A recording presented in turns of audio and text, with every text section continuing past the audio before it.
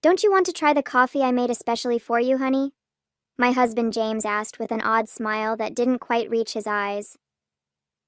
I was sitting at my sister-in-law Nina's elegant dining table in her Nashville home, where we gathered for our monthly family brunch. The coffee cup in front of me had a strange, almost metallic smell that made my stomach turn. My name is Christina, and at 29, I never imagined I'd be questioning whether my own husband was trying to poison me. But after 3 years of marriage and countless incidents of accidental food poisoning, I had learned to be cautious, especially around Nina. She had a way of orchestrating situations that left me sick or humiliated, always with that same innocent smile James was wearing now. "How thoughtful of you," I replied, forcing a smile while my mind raced. The aroma wafting from the cup was unlike any coffee I'd smelled before.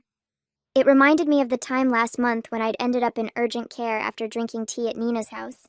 The doctors couldn't explain my symptoms, and Nina had insisted she'd made the tea exactly the same way she made her own. Nina watched me intently from across the table, absently stirring her own untouched coffee. "James has become quite the barista lately," she said with a smirk. "He's been practicing different brewing methods just for you." The way she emphasized "for you" sent chills down my spine. I had noticed James spending more time at Nina's house lately, claiming they were planning a surprise for our upcoming anniversary. But something felt off. The whispered conversations that stopped when I entered the room, the strange texts I'd glimpsed on his phone, and now this coffee with its peculiar scent. I lifted the cup, pretending to take a sip while studying their expressions. James and Nina exchanged a quick glance that confirmed my suspicions. Making a show of checking my phone, I stood up abruptly. "Oh, would you look at that? I need to make a quick call for work. Nina, would you mind if I use your study?" As I walked past Nina's place setting, I deliberately stumbled, quickly switching our coffee cups in the confusion of steadying myself. "I'm so sorry," I exclaimed, straightening up. "I'm such a klutz sometimes." Nina waved off my apology with a tight smile. "Just try not to break anything in the study." I nodded and hurried away, my heart pounding. Through the study's doorway, I could still see them at the table. Now I just had to wait and watch. From the study doorway, I watched Nina lift the coffee cup to her lips, and my stomach clenched with anxiety. Part of me wanted to stop her, to warn her, but I needed to know the truth. I'd spent too many nights in emergency rooms, too many hours doubled over in pain, always after sharing meals with them. It wasn't always like this. When I first met James at a friend's wedding in Nashville 3 years ago, he was charming and attentive. Nina had seemed welcoming too, inviting me to family gatherings and offering to help plan our wedding. But looking back, I should have noticed the red flags. The way she would accidentally spill things on my dress at important events, or how my food always seemed to have extra seasoning when she helped cook.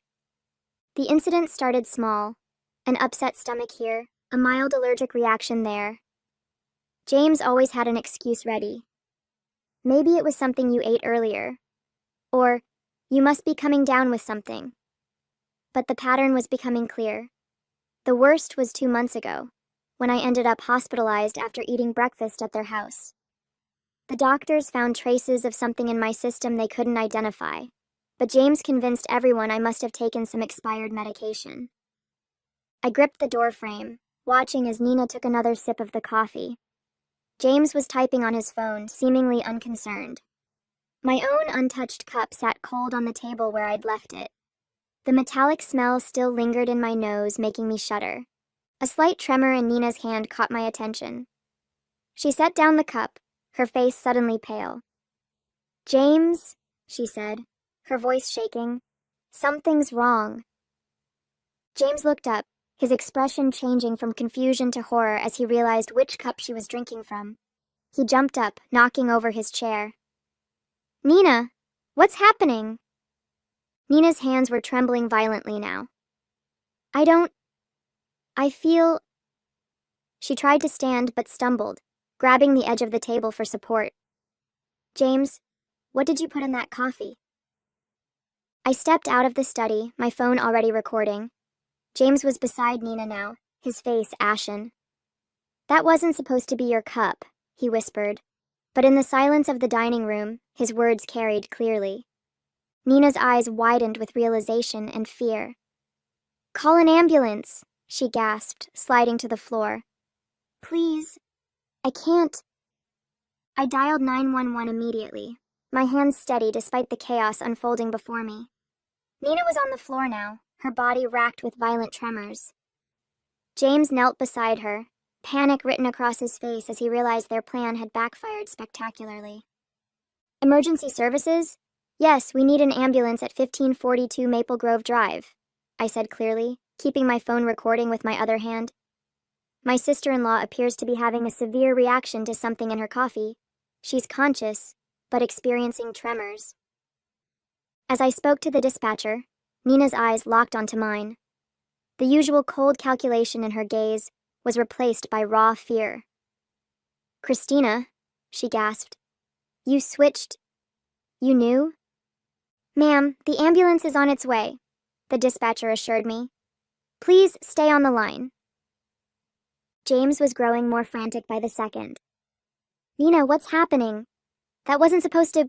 it wasn't meant for..." "Shut up, James," Nina snapped through gritted teeth, her anger momentarily overcoming her distress. "This is all your fault. You said it would just make her sick enough to miss the board meeting next week. You promised it wouldn't be traced." My blood ran cold. The board meeting, where I was scheduled to present my proposal for a major client account, the same account Nina had been trying to land for months at our competing firms. Everything started clicking into place. "The tea last month," I said, my voice surprisingly steady. "And the breakfast incident 2 months ago. Those weren't accidents, were they?" Nina's face contorted with another wave of pain. "The tea, that was supposed to keep you home during the Johnson contract presentation. But you went anyway." She clutched her stomach, doubling over. "James said, he said we just needed to discredit you, make clients think you were unreliable." The sound of sirens filled the air outside. James stood up, backing away from both of us. "Nina, stop talking. You don't know what you're saying." "I know exactly what I'm saying," Nina spat, her words slurring slightly. "We've been planning this for months, ever since Christina started outperforming me at every client meeting. You were supposed to make sure she drank it today." The paramedics burst through the front door, and I quickly stepped aside to let them work. As they loaded Nina onto a stretcher, I stopped recording and sent the video to my private email, then to my lawyer. James stood frozen, watching as his carefully constructed plan crumbled around him. "I'll ride with her to the hospital," I told the paramedics, my voice firm. "After all, I need to make sure my sister-in-law gets the proper treatment." I met James's terrified gaze. "And I'm sure the doctors will be very interested in knowing exactly what was in that coffee." The emergency room at Nashville General Hospital was a flurry of activity as doctors rushed to treat Nina. I sat in the waiting room, my phone clutched in my hand, replaying the recording of Nina's confession. The tremors in her voice, the panic in her eyes, it was all the evidence I needed to prove this wasn't just paranoia on my part. "Family of Nina Anderson?" a nurse called out. I stood up, noting James's conspicuous absence. He'd mumbled something about parking the car 20 minutes ago and hadn't returned. "I'm her sister-in-law," I said, following the nurse through the double doors. "How is she?"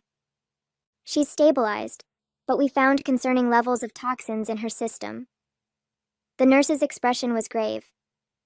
"The doctor would like to speak with you about some unusual findings in her blood work."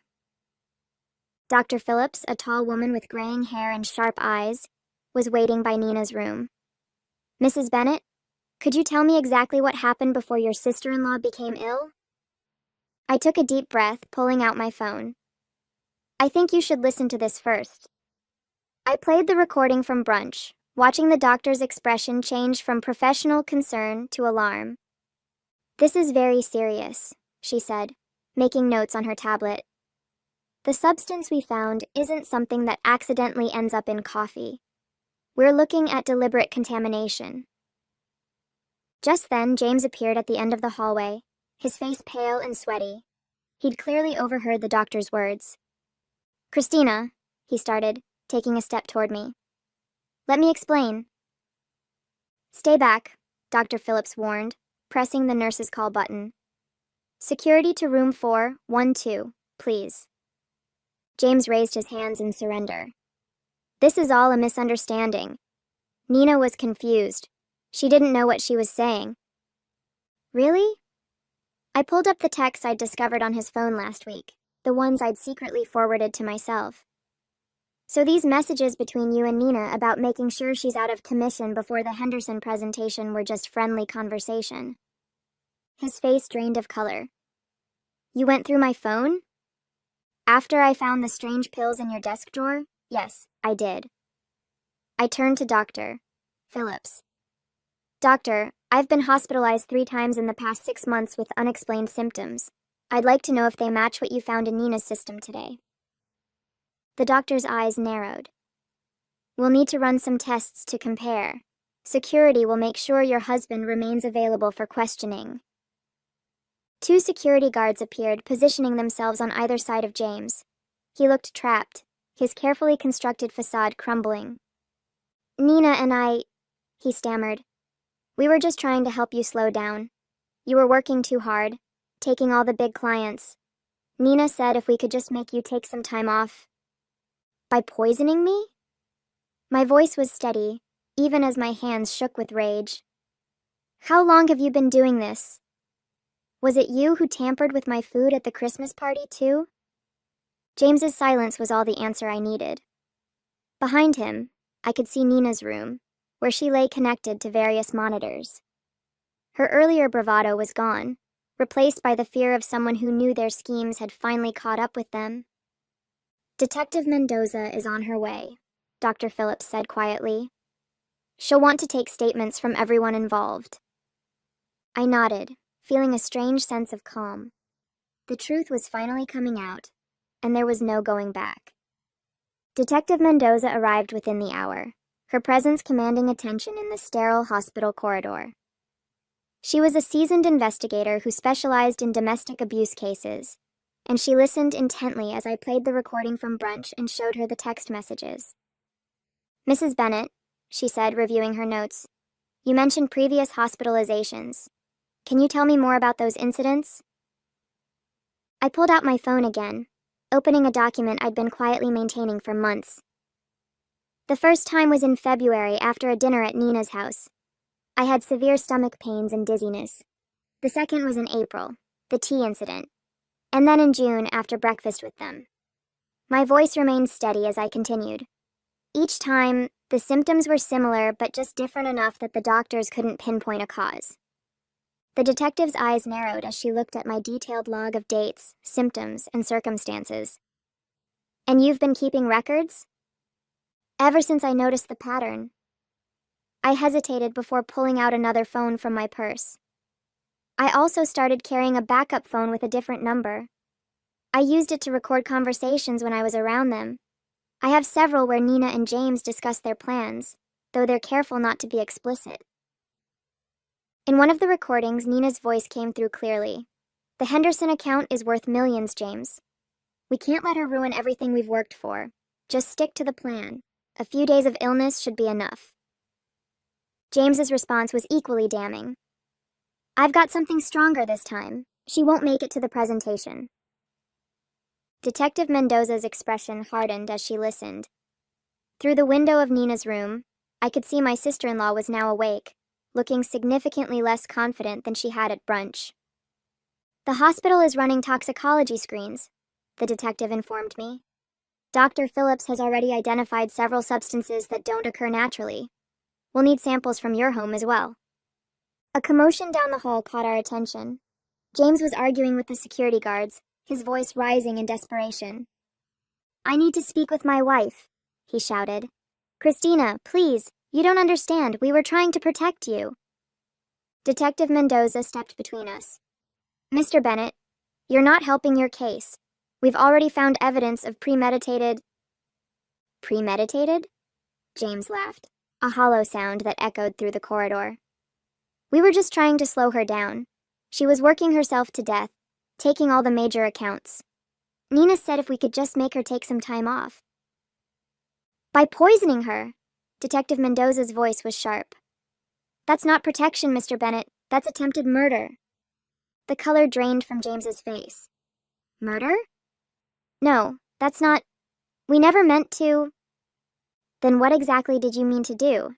I asked, my voice surprisingly calm. When you put something in my coffee this morning, what was supposed to happen? James's silence spoke volumes. Behind him, I could see Nina watching through her hospital room window, her face a mask of fear and calculation. I wondered if she was trying to figure out how to spin this, how to explain away months of systematic poisoning as some sort of misguided attempt at helping me. We'll need both of their phones, Detective Mendoza told the security guards. And I want officers posted at both doors. Nobody leaves until we get the toxicology results. Dr. Phillips entered Nina's room with a tablet in hand, her expression grim as she reviewed the test results. Detective Mendoza and I followed, while James remained outside with the guards. Nina tried to sit up straighter in her hospital bed, but the tremors hadn't completely subsided. The toxicology report shows elevated levels of several substances, Dr. Phillips announced, her voice clinical. Most concerning is the presence of a particular compound that's typically used in pharmaceutical testing. It's not something the general public should have access to. Nina's face paled. That's impossible. James said it was just something to cause mild symptoms. Mild symptoms? Detective Mendoza interrupted, taking out her notebook. Like the ones your sister-in-law experienced over the past 6 months? The door opened and another detective entered, holding an evidence bag. We found these in Mr. Bennett's office desk at the Anderson marketing firm, he reported, presenting several small bottles with clinical labels, along with detailed notes about dosages and reactions. I felt my knees weaken as I realized the full scope of their plan. You were documenting everything? Like some kind of experiment? It wasn't like that, Nina protested, but her voice wavered. We just needed to track what worked. The first few attempts weren't effective enough. You kept showing up to meetings anyway. So you increased the dosages, Detective Mendoza concluded, examining the bottles. Did you know these substances could be lethal in higher concentrations? The room fell silent. James, still visible through the window, sank into a chair in the hallway, his head in his hands. The Henderson account, I said slowly, pieces clicking into place. It wasn't just about that presentation, was it? You needed me out of the way permanently because the client specifically requested me as their lead. Nina's face contorted with a mixture of anger and fear. You were ruining everything. I built that client portfolio for years, and then you show up and suddenly everyone wants to work with you instead. James said he could fix it. By killing me? The words hung in the air, heavy with accusation. We weren't trying to... Nina started, but Dr. Phillips cut her off. The concentration in the coffee you drank today, the doctor stated, looking directly at Nina, was significantly higher than previous samples we've analyzed from Mrs. Bennett's earlier hospital visits. If she had consumed it, the outcome would have been severe, possibly fatal. Detective Mendoza turned to the other officer. We'll need a full warrant for both their homes and offices, and contact the pharmaceutical company listed on these bottles. Find out how they obtained these substances. Nina slumped back against her pillows, the fight draining from her face. It wasn't supposed to go this far, she whispered. James kept saying we just needed one more try. I stepped closer to her bed, my voice steady despite the trembling in my hands. Every time I got sick, every meeting I missed, every client I lost, you were both there, watching, taking notes on how your poison was affecting me. What kind of people does that make you? The silence that followed was deafening. Outside, I could hear James being read his rights as additional officers arrived. Nina stared at her hands, unable to meet my gaze. Detective, I said, turning away from my sister-in-law, I'm ready to make my formal statement now. The trial lasted 3 weeks, but it felt like years. I sat in the courtroom each day, watching as the prosecution methodically laid out their case against James and Nina. The evidence was overwhelming. The bottles from James's office, their detailed notes on each poisoning attempt, the recorded conversations, and text messages discussing their plans.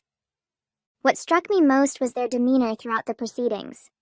Nina, usually so polished and confident, looked small in her defendant's chair.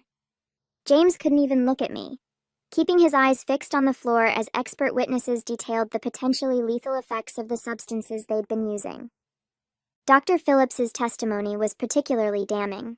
She presented a comprehensive analysis, showing how they had gradually increased the dosages over time, demonstrating clear intent to cause serious harm. The pharmaceutical company representative confirmed that James had stolen the compounds through his college friend who worked in their research department. The defendants showed a calculated pattern of behavior, the prosecutor argued in her closing statement. This wasn't just corporate sabotage. It was a systematic attempt to harm Mrs. Bennett, with a clear escalation that could have resulted in death. When the verdict was finally read, I felt no joy, only relief. Both James and Nina were found guilty on multiple counts, including attempted murder and conspiracy. The judge's words echoed through the silent courtroom. The premeditated nature of these actions carried out against a family member over an extended period demands the maximum sentence. I watched as they were led away in handcuffs, thinking about how greed and jealousy had twisted two people I once trusted into something unrecognizable. Their business, their reputations, their freedom, all sacrificed in an attempt to destroy me. 1 year after the trial, I stood at the podium of the Nashville Business Leaders Conference, preparing to give the keynote speech. The irony wasn't lost on me. This was exactly the kind of opportunity Nina had tried to prevent me from achieving. The Henderson account, which she and James had been so desperate to steal, had led to several more major clients, establishing me as one of the top marketing executives in the region. Success isn't just about talent or hard work, I began, looking out at the sea of faces. It's about integrity, about building genuine relationships based on trust. I paused, letting my words sink in. Sometimes the biggest threats to our success come from those closest to us, but surviving those challenges makes us stronger. After my speech, several young professionals approached me seeking advice. One woman, her eyes bright with determination, asked how I'd maintained my composure throughout the ordeal. I focused on what I could control, I told her. I gathered evidence, trusted my instincts, and refused to let fear stop me from pursuing my goals. Later that evening, I received an email from the Henderson client, confirming they were renewing their contract for another 3 years.